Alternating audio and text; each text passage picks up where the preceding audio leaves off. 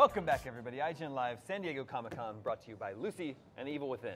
Now it's time to take a look at some upcoming Nintendo games. My name is Damon. This is, of course, Greg, Brian, and Daniel from Nintendo is here to show us Bayonetta 2. Yeah, so we're here to show off some of Bayonetta 2. I know we showed some stuff at E3, but we actually brought a new level, a new chapter of the game to show off here. So you get a chance to see some new aspects of the game. Right here, as we're starting, this is the intro mode, the loading screen, where you have a chance to practice and understand the different moves and combos you have there. Right now, really went all out with level design. The level design, it's a nice little amorphous world to kind of get used to what's going on and understand how Bayonetta is able to use her blades and her guns in this current set as well. Guns off her feet and blades on her hands. The Love is Blue pistol set. So we'll jump in here to the first chapter. So as you can see here, this is a new chapter of the game. This is the second chapter in the game you'll be playing through. What's really cool here, you'll see a lot of various aspects of the level design, the water flow. And what's been really interesting is the developers started talking about how they were traveling to Italy and to other parts of Europe to become inspired by different aspects of this. Like even here with the water flow and what's going on here in the design, they went to different churches, they went to Venice, to get an understanding of how they wanted to build this really elaborate world you're going into. How fine is the line between research and vacation? I mean, it seems like, oh, put it in Italy, we'll go check it out, too. Greg, as a member of video game media, you should know. Hence why you're here, correct? Yeah, exactly. I'm working hard, getting the scoops for you. So this actually happened to me when I was in Venice. Oh, yeah? Oh, yeah, of course. So all these different creatures jumped out at you. What's interesting, though, even though it is, right now the area that Bayonetta is in right now is called Purgatoria, where she's basically trying to go back to recover Jean, her friend, who basically her soul was ripped out of her in what you saw in the trailers and in the very beginning of the game. And that's why she's in this area trying to find a way to rescue her friend. And here you're seeing a lot of the different enemies you'll be going through and the different moves you're able to pull off in the game. It is all about combos as well. You really are trying to perfect everything as much as possible, especially with the different medals you're able to earn as you go through the game. And each chapter is broken up into verses, and you're trying to earn different medals as you go through that. Very fun. You talked about these medals here. Brian, you were telling me last night you played, and you were really happy to get the stone medal. I did, yeah. So I finished the level, and I got the stone award, and I was excited, and the Nintendo rep said, actually, that's the worst thing you can get. That's no good. It's not even an award, really. No, the stone medal is the lowest medal you can get. But what's cool, though, here he got see, that's what you should have got. Yes. But even but even better than gold is platinum, and then even pure platinum, which is based on how well you're able to go through the game. And to get pure platinum, you have to actually take 0 hits. What? Oh, wow. Yeah, so no hits at all to get through that. And even as you're playing through the game, each chapter is broken up into verses. So what's going on here right now, he was about to go to the next story point in the game, but actually went backwards and found a secret verse. Oh. So in order to get all the medals for every chapter, they're not all just sequential. Sometimes you have to find secret areas or go backtracking to find other ways to accomplish and get every medal possible for a different chapter. So how intimidating was it to come at Bayonetta 2? Like, the first Bayonetta is such a cult classic. Everyone, there's this group of people who love it so much. To get another one, they were first excited, but then that quickly turned to don't screw it up. Yeah, very true. And what's been really great too, they put a lot of effort in this. They did understand they wanted to build on what Bayonetta 1 had created, and really build a much more vibrant environment. Even go crazy with the combos and the enemies going on. And what's even really interesting is that this time around, you're fighting not just angels, but you're also fighting demons in this game. And what's really great too for that fan service you're bringing up for the people of Bayonetta 1 is that when you do buy the game, you'll be able to get both copies, Bayonetta 1 and Bayonetta 2. And it's a bit of an updated version of Bayonetta 1 in there. And it is 2 separate discs in there, so you'll get both inside the packaging. And in Bayonetta 1, you'll even have the ability to use costumes from some of the Nintendo franchises. So this is the ultimate Bayonetta collection. Yes, you could call it that. That'd be a good way to look at it. And just as a reminder to our viewers at home, you can be part of the show. Just like IGN on Facebook, and then use hashtag IGN Live to ask us questions. We will answer your questions live here on the show.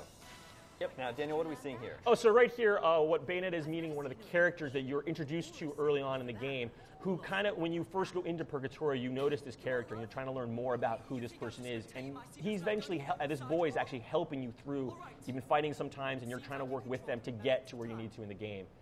And what you just saw right there a minute ago, too, was Bayonetta turning into a panther, which you can do by double-tapping ZR, and it's kind of she just quickly is able to move through levels faster. You're ripping off Michael Jackson. That's one way to look at the possibility of that. But no, it's its own panther. It's like more of a magical creature in itself, so.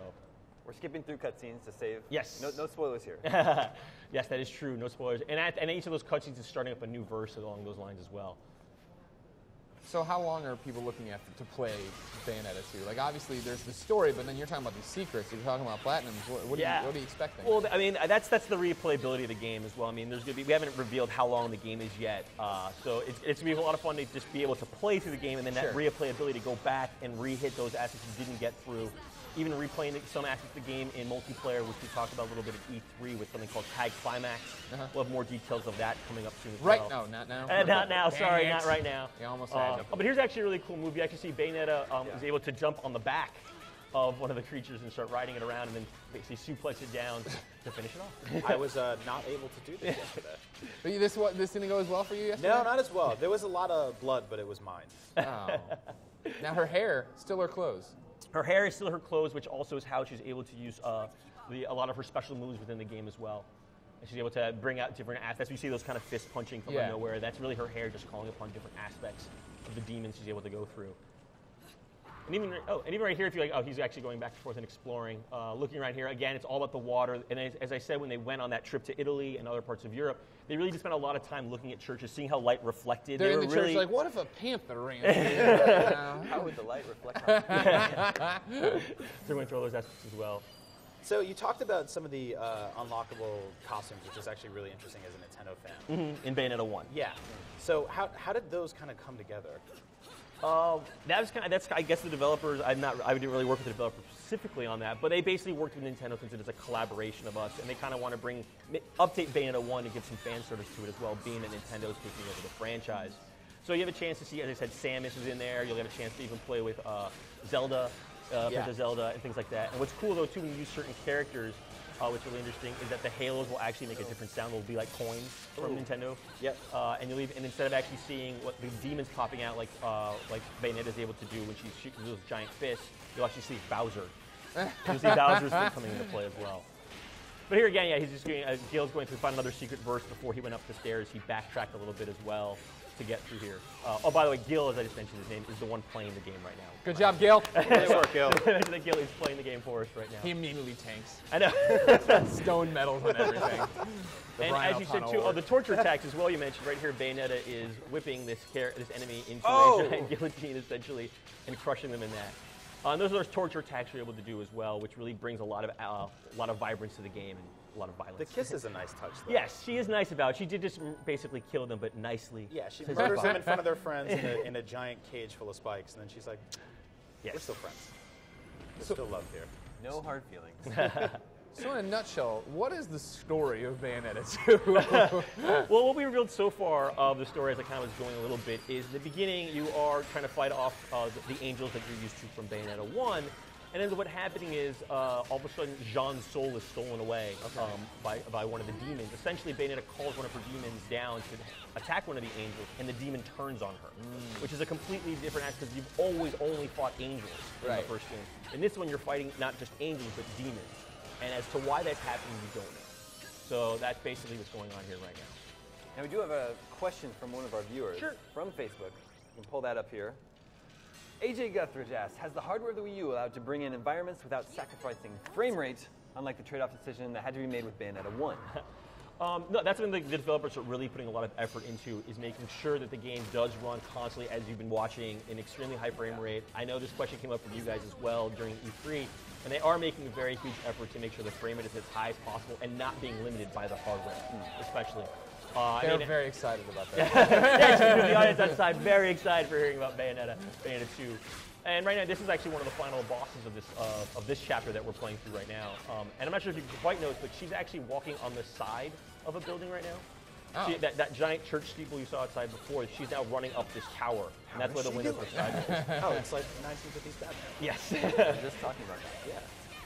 A So I decade noticed off. she's got this awesome move. So that's her hair, but every now and then she's got this high heel boot that just kind of comes down and crushes people. Yes. Yeah, there it it is. is. That's part of that. And that, again, is part of her special attacks, and she's actually using her calling of the demons to bring them out and cause those fist punches. And by people, I mean giant tortured monsters. Yes. With tails for arms and faces on them. Please put me on And to be fair, this is actually an angel right now. This is Really? not- the hell it is. Come on.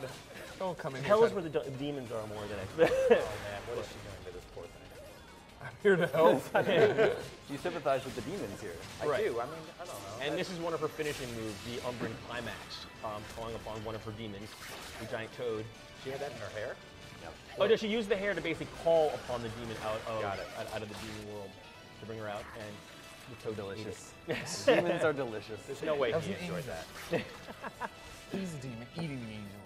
Silver, not as good as gold this time on Gil's part. Boo, Gil! We cheered for you. Better You let than us Stone. down. You let down everyone. But it's true.